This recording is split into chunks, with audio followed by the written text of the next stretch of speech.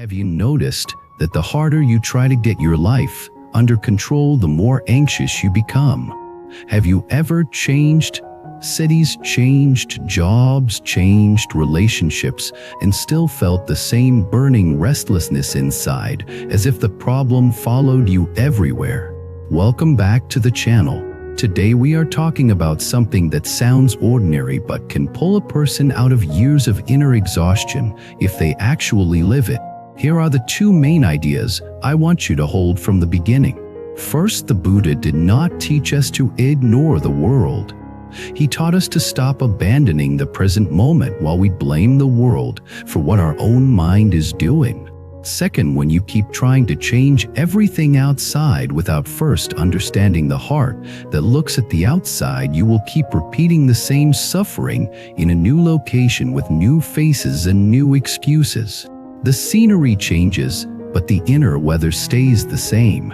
Many people treat the present moment like a pretty spiritual phrase, something you say to sound deep. But in the Dharma, the present moment is not decoration. It is a blade that cuts through self-deception. It is a mirror that shows your true habits. It is medicine that works only when you take it. It is the place where karma is being made right now. It is the only place where awakening can actually occur. And that is why this topic can feel confronting, because it does not let us keep outsourcing our pain. We like to say my life is hard because my boss is unfair, because my partner does not understand me, because my family damaged me, because society is crazy, because the world is falling apart.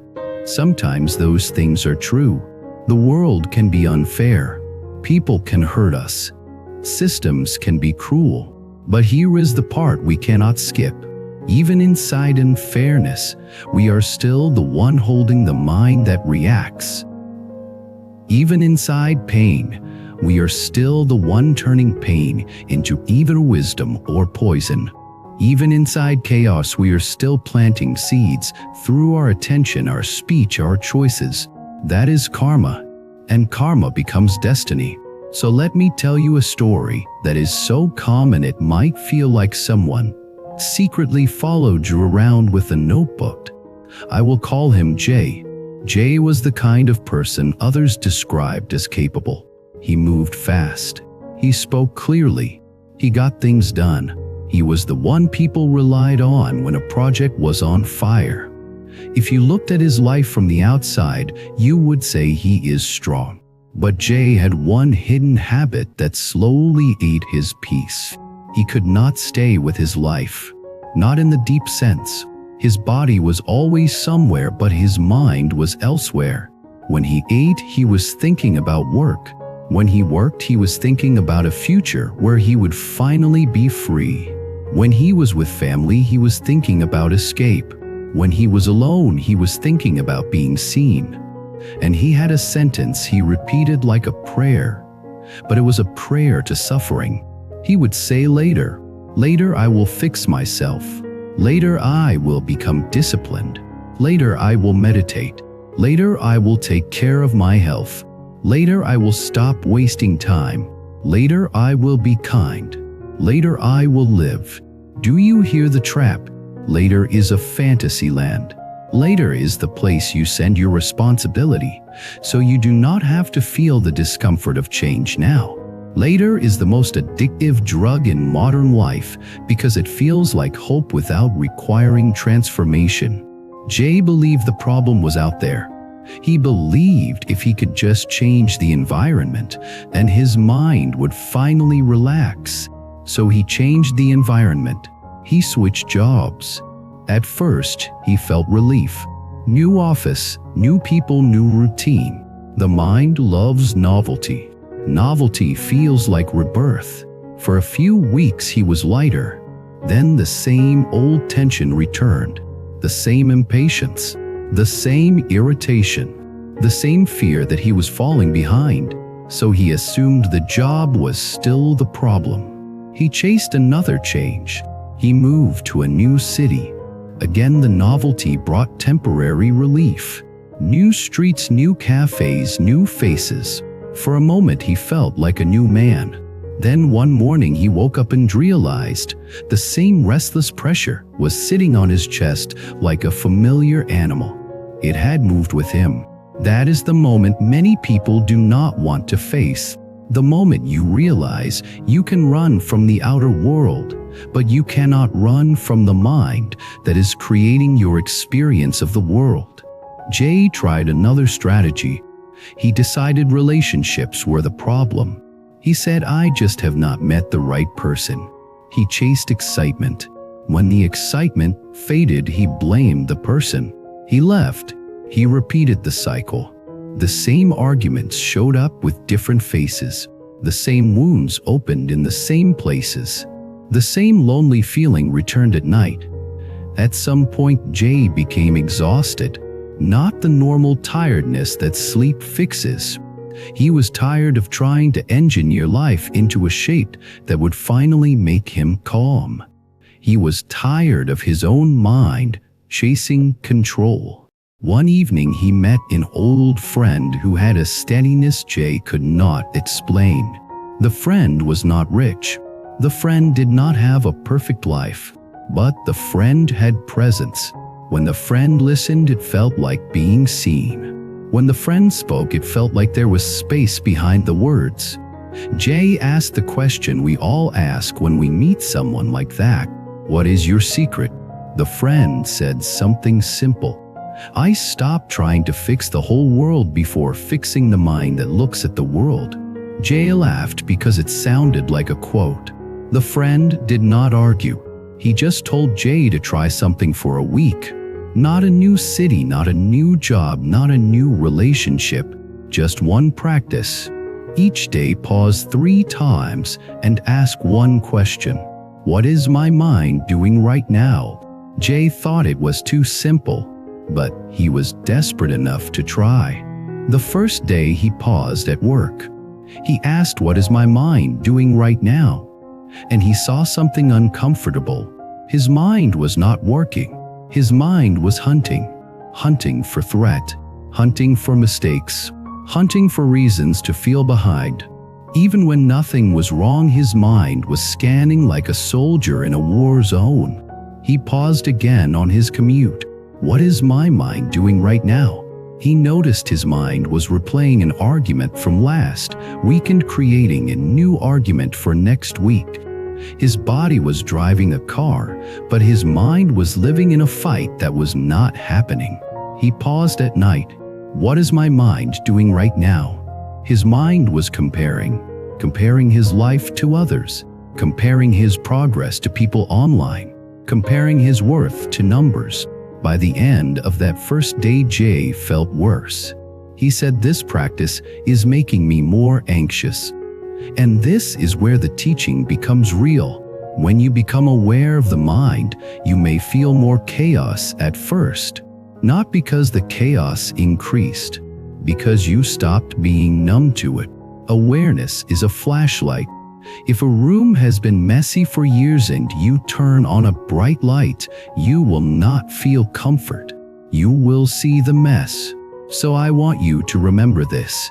Feeling more discomfort after you start paying attention is often a sign that you are finally seeing clearly.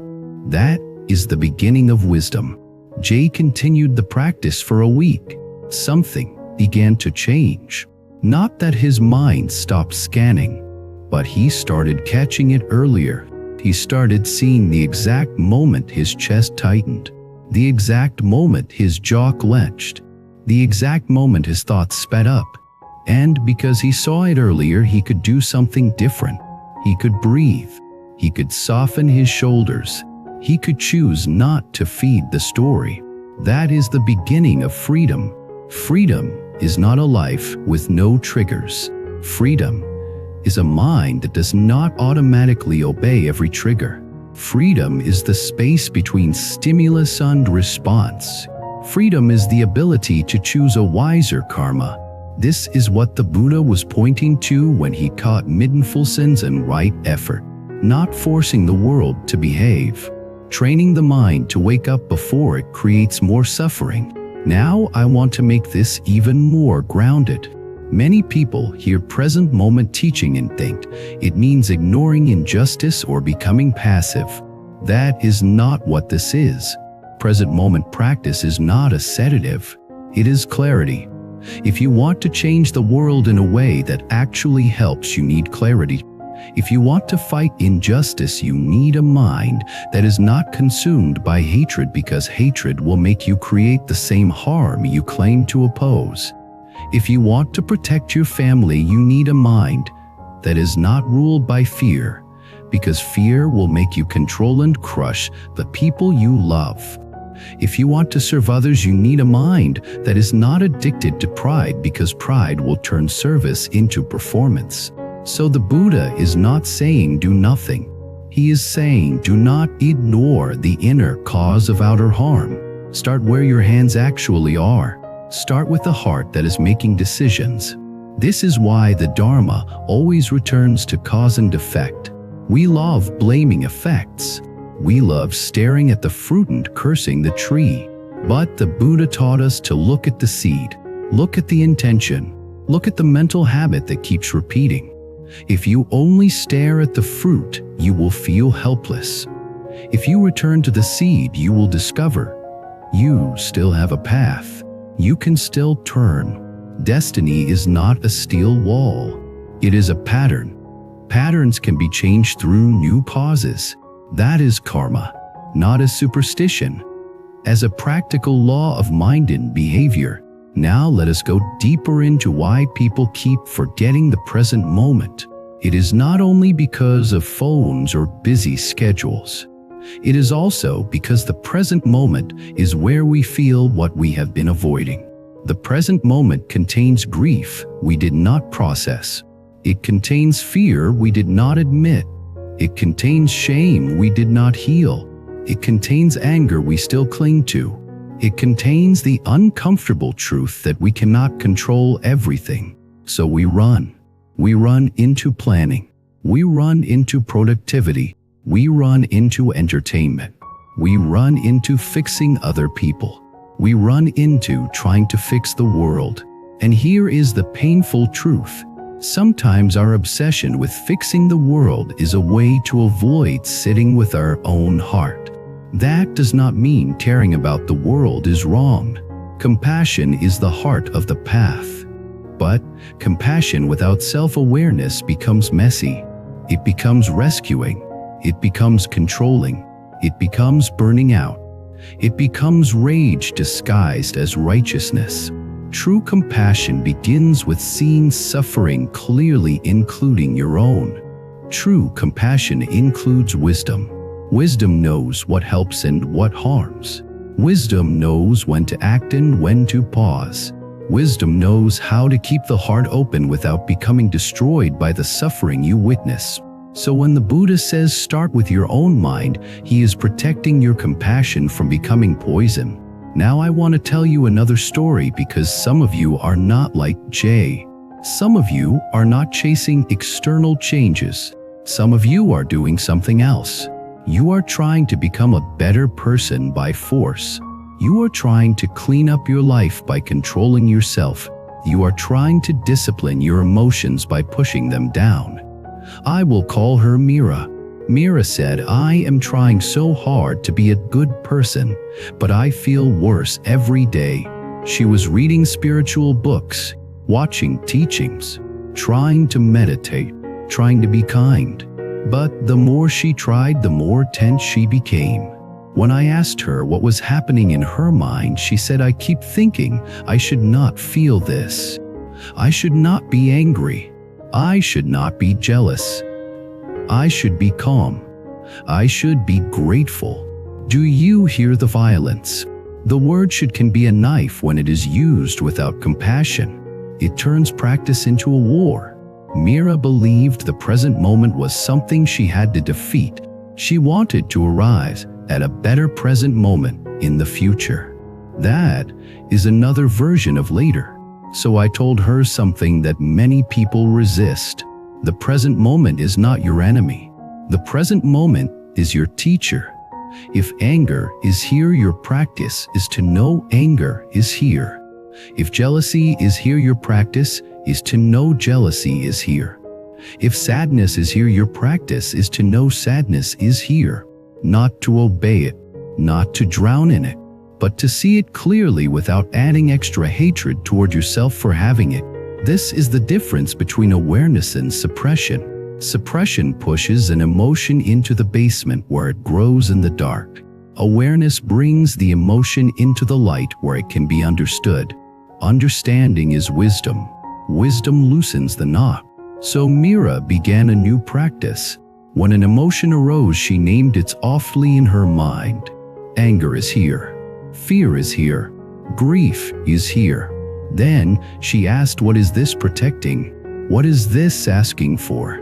She discovered that behind her anger was fear. Fear of being disrespected. Fear of being abandoned. Fear of not being enough. When she saw that, she began to feel compassion for herself, not indulgence. Compassion, and compassion softened the anger, not because she forced it, because she finally listened to the suffering beneath it.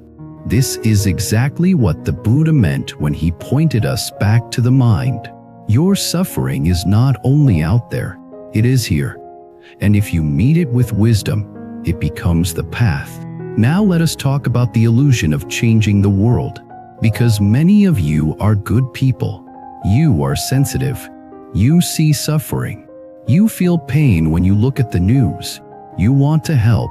That is beautiful.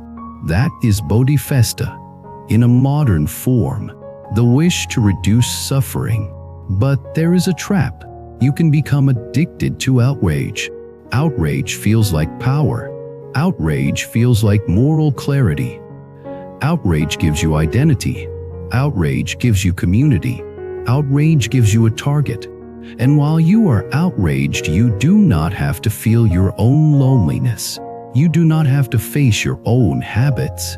You do not have to look at the ways you create suffering in small daily moments. So, you can spend your whole life trying to change the world while leaving your own heart untouched. The Buddha was not interested in that kind of activism. He was interested in liberation. Liberation means uprooting greed, hatred, and delusion. Liberation means ending the cycle of suffering at its cause. So the question becomes, how do we serve the world without being consumed by it? The answer is practice in the present moment, because the present moment is where you can notice the urge to attack. The present moment is where you can notice the urge to perform. The present moment is where you can notice the urge to control. The present moment is where you can notice the urge to despair. And in that noticing, you can choose a different response. That is wisdom. That is karma transformation. That is destiny turning. Let me give you a simple example. Imagine you see a comment online that makes you angry. The old habit is to react instantly. You type something sharp. You feel a burst of satisfaction. Then you feel emptiness. Then the conflict grows.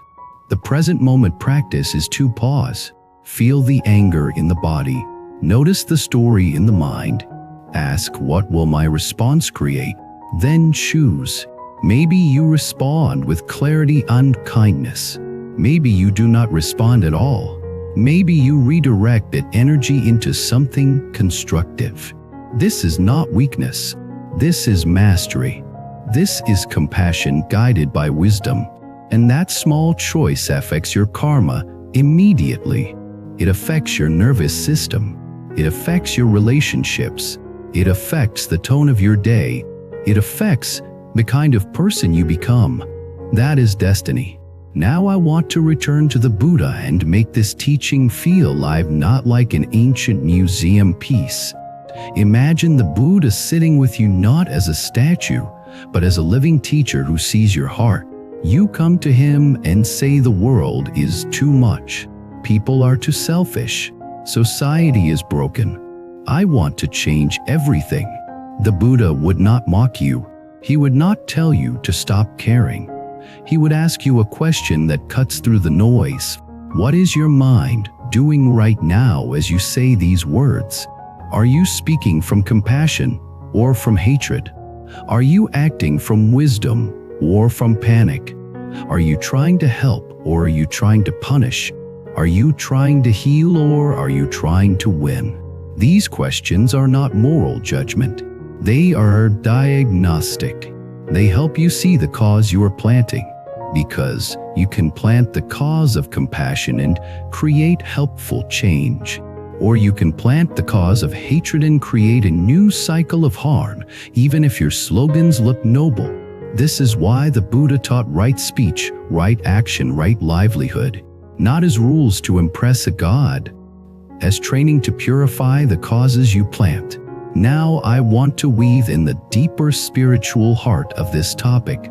Many traditions speak of awakening as remembering who you really are beneath the noise. Not a personality story, not a social mask, not a bundle of fears, but a clear awareness that can witness thoughts without being dragged by them. When you live from that awareness, your life becomes simpler. You still act in the world. You still face problems, but you are not constantly at war inside yourself. This is what some people call inner stillness. Some call it presence. Some call it clear light mind. Some call it the awakened heart. The label does not matter. The experience matters. And the experience begins in the present moment. You cannot awaken in yesterday because yesterday is memory. You cannot awaken in tomorrow because tomorrow is imagination. You can only awaken now because now is where awareness is actually awake. This is why the present moment is the ground of liberation. Now let me tell you the part of Jay's story that made him cry. Because up until now it sounds like a practice tip, but it became something much deeper for him. After a few weeks of pausing and noticing his mind, Jay realized that his constant drive to change the world was partly fueled by one hidden belief. He believed he was not allowed to rest. He believed rest was laziness. He believed if he slowed down, he would be left behind. He believed his worth depended on constant movement. Where did that belief come from? Childhood. A home where love was conditional. A culture where achievement was worshipped. A school system that rewarded speed. Jay had been carrying that belief like a chain and calling it ambition. When he saw it clearly, he felt grief. Not because anyone was actively hurting him now, but because he realized he had been hurting himself for years. He had been abandoning the present moment to chase a future that kept moving away. He sat alone one night and for the first time he said quietly, "I am tired." He did not say it as a complaint. He said it as truth. Then something happened. He felt compassion for himself, and that compassion softened him in a way he had not allowed for a long time. That is not the small moment. That is the beginning of healing. Because once you stop abandoning your own heart, you stop needing the world to be perfect for you to be okay. You can still work for change, but your work comes from wholeness, not from desperation. Now let us talk about the phrase "solve your own mind first," because it can be misunderstood. It does not mean become perfect before you help anyone. That would be an excuse for endless delay. It means begin where you actually have power. You may not have power to change the whole economy today, but you have power to change how you speak to the person in front of you. You have power to change whether you spread fear or steadiness. You have power to change whether you consume mindlessly or live deliberately. You have power to change whether you hold a grudge or practice forgiveness. You have power to change whether you waste your life in distraction or use your attention to cultivate wisdom. These are not small. These are the real building blocks of a sane world. World changes when people change. People change when minds change. Minds change through practice in the present moment. So do not underestimate the humble work of inner practice. It is not selfish. When done correctly, it is service. Because a mind that is less reactive creates less harm. A heart that is more compassionate becomes a refuge for others. A person who is awake can help without burning out. That is Bodhisattva energy in daily life. Now, I want to give you a story that shows what happens when someone ignores this teaching. This is not to scare you. It is to make the cause and effect visible. I will call him Leo. Leo cared about justice. He was intelligent, unpassionate. He could speak powerfully.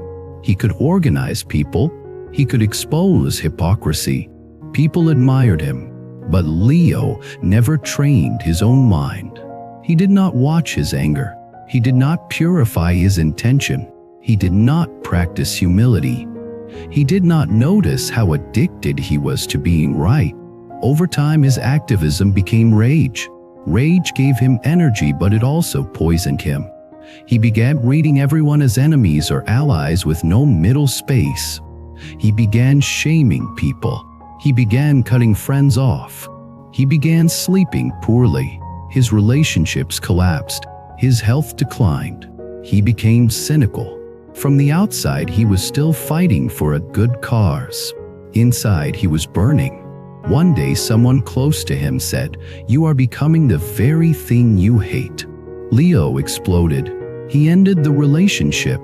He said they betrayed him. Years later, Leo looked around and realized he had won arguments, unlost his heart. He had become isolated. He had lost tenderness. He had lost joy. This is what happens when we try to change the world without solving the mind that carries the world. Now let me tell you the opposite kind of story. I will call her Anna. Anna also cared about suffering in the world, but she practiced. She sat quietly each morning for a few minutes. She watched her breath. She recited a compassion mantra sometimes.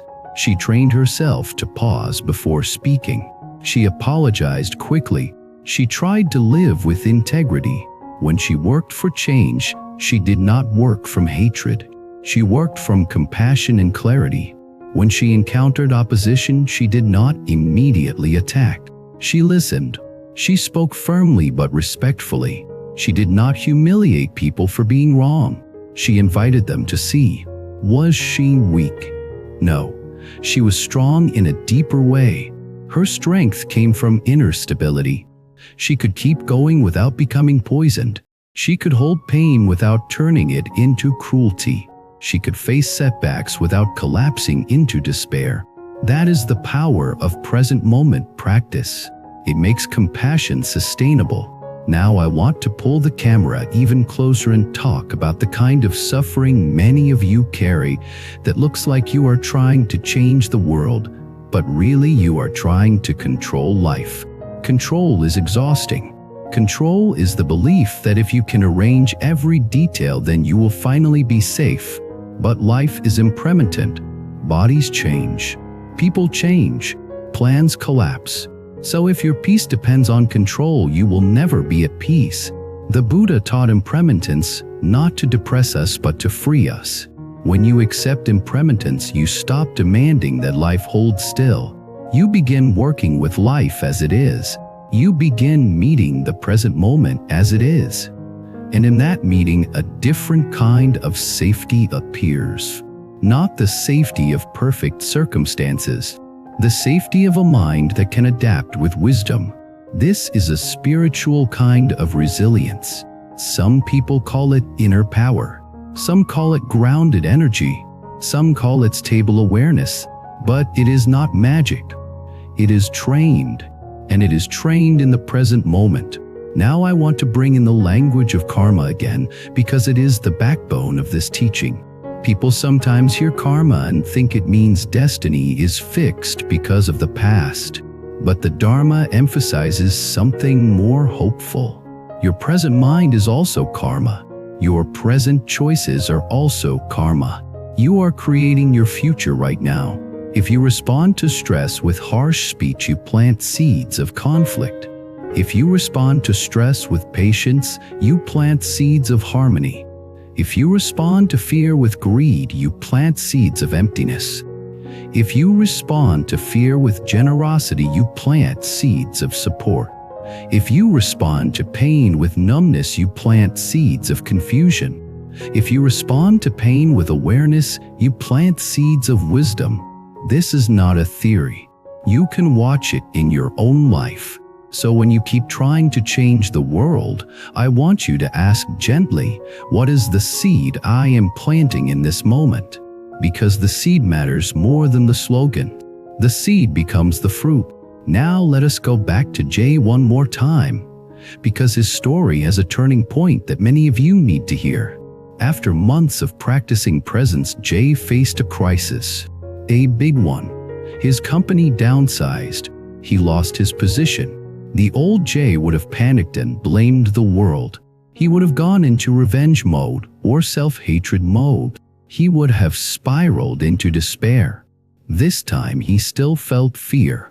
Practice does not remove fear instantly, but he also had something new. He had the habit of returning to the present moment. He sat on his bed that day and asked, "What is my mind doing right now?" He saw fear. He saw anger. He saw shame. He saw the urge to prove himself. Then he did something different. He breathed and said, "I am here." That simple sentence was not a motivational slogan. It was an anchor. It meant, I will not abandon myself in this moment. From that place, he made wiser choices. He did not send impulsive emails. He did not lash out at family. He did not numb himself with endless scrolling. He reached out to people calmly. He made a plan. He took care of his body. He slept. He exercised. He practiced daily. Within months, he found new work. But more importantly, he found a new relationship to uncertainty.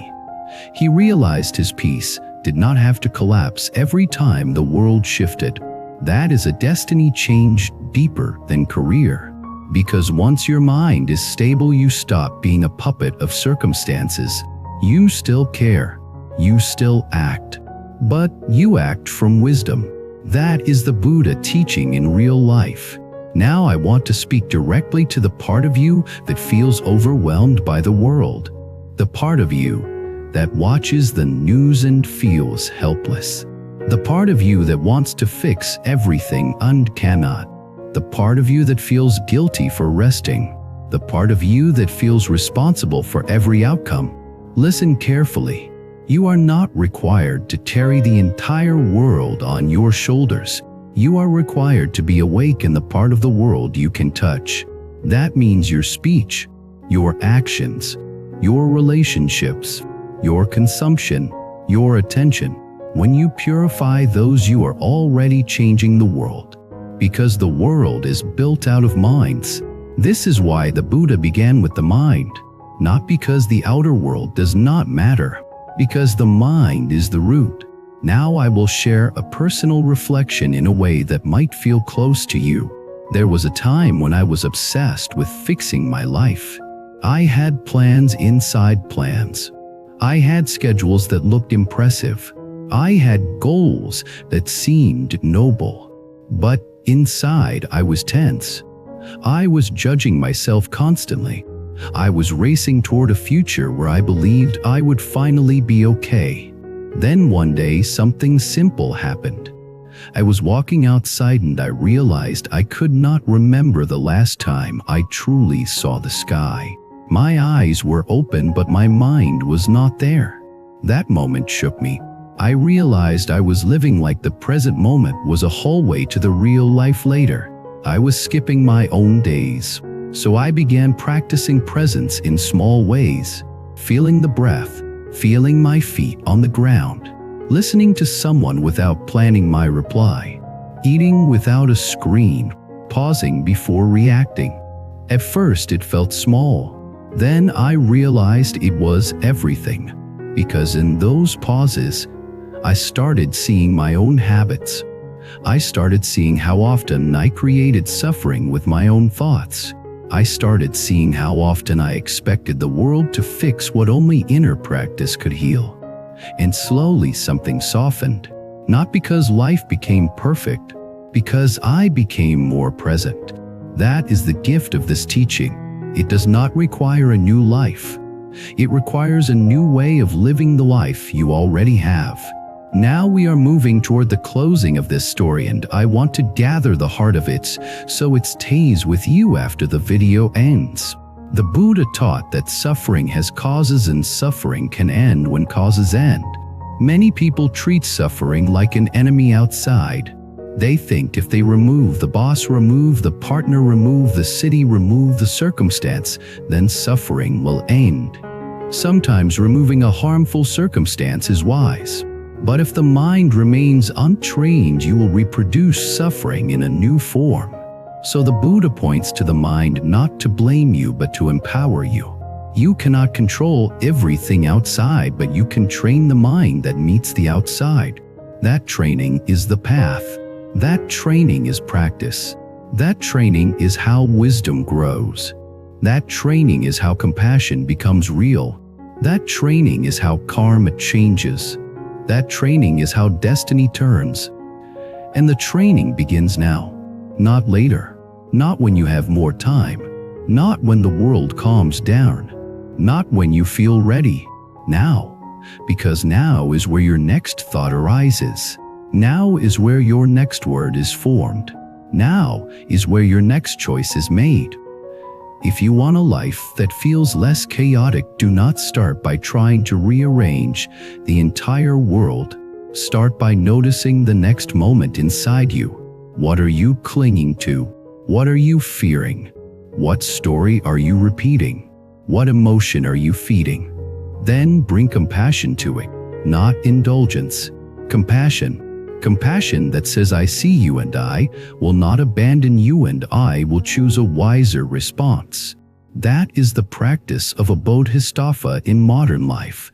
Now I want to offer a long closing reflection, because many of you will recognize yourself in this story, and I want you to feel seen, not judged. Some of you have spent years trying to control life because life once felt unsafe. You learned that if you stay alert, if you plan ahead, if you hold everything tightly, then maybe you will not be hurt again. That strategy helped you survive, so do not hate yourself for it. But survival strategies can become cages when you keep using them long after the danger has passed. Some of you have spent years trying to fix other people because you never learned how to sit with your own pain. Fixing others feels productive. It feels noble. It keeps you busy. But it can also be a way to avoid feeling what is here. And what is here will not disappear by being ignored. It will simply wait and grow heavier. Some of you have spent years trying to change the world because you have a sensitive heart. You see suffering, and you cannot pretend it is not there. That sensitivity is not a weakness. It is a gift, but it must be guided by wisdom, or it will become overwhelmed bitterness. Wisdom means you act where you can act, and you rest when you must rest, and you keep your heart soft without letting hatred take over. Some of you are simply exhausted. You feel like you have been running for so long you forgot what it feels like to be still. If that is you, I want you to hear this clearly. Stillness is not laziness. Stillness is where you recover your humanity. Stillness is where you can hear the mind without being dragged by it. Stillness is where you can remember what matters. Stillness is where compassion can rise again. So if you feel overwhelmed, do not add another heavy project called fixing yourself. Do not turn practice into another battlefield. Start with one gentle return, one breath, one moment of noticing, one honest question. What is my mind doing right now? Then respond with kindness and clarity. And if you slip, do not punish yourself. Returning is the practice. Returning again and again is how the mind is trained. This is how a scattered life becomes a steady life. This is how a reactive person becomes a wise person. This is how a tired heart becomes a compassionate heart. This is how karma is purified. This is how destiny turns quietly without drama. Now, I want to invite you into the conversation. Where in your life are you trying to change the world while forgetting the present moment? What does your mind do when you feel out of control? Do you run into planning? Do you run into anger? Do you run into numbness? Do you run into perfectionism? Share your story in the comments. Someone else's reading quietly under your words might become the mirror that helps them wake up. If you want more long-form teachings told through real human stories about awakening wisdom, karma, compassion, practice, and destiny, subscribe to the channel. Like the video so it reaches the people who feel trapped in endless inner effort. And if you want to support this work in a deeper way, join the membership and help keep these long videos alive for everyone who needs a steady voice to return to. Life gets noisy. Work, stress, expectations. Sometimes we lose touch with the quiet part of ourselves. Bracelet isn't just an accessory. It's a small reminder that you deserve peace. You deserve moments of stillness. You deserve to hold on to your inner balance. If one of these bracelets speaks to your heart, you'll find the purchase link in the description below. And even more auctions available on our channel's shop page. Pick home the one that feels right.